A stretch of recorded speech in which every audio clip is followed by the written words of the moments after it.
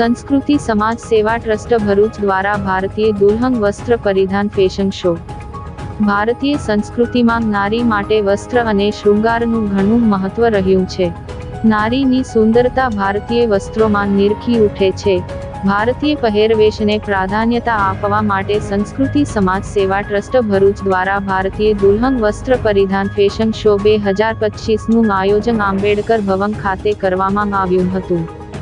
આ ફેશન શોમાં ભરૂચ જિલ્લાની 100મી વધુ મહિલાઓએ ભાગ લીધો હતો, જેમાં ભારતના વિવિધ રાજ્યોમાં પહેરાતા દુલ્હનના વસ્ત્રો પહેરીને બહેનોએ રેમ્પ વોક કર્યું હતું।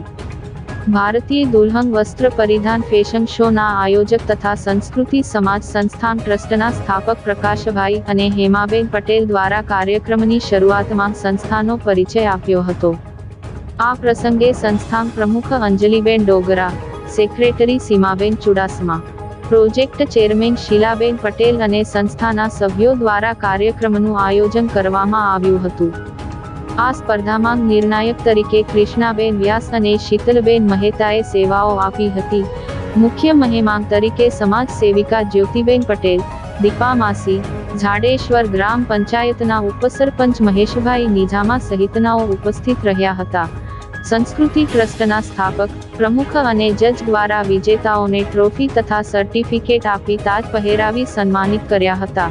કલરવ સ્કૂલ ભરૂચના મનોદિવ્યાંગ બાળકો સાથે સંસ્કૃતિ ટ્રસ્ટના બહેનોએ સાથે રેમ્પ વોક કરી દર્શકોના દિલ જીતી લીધા હતા।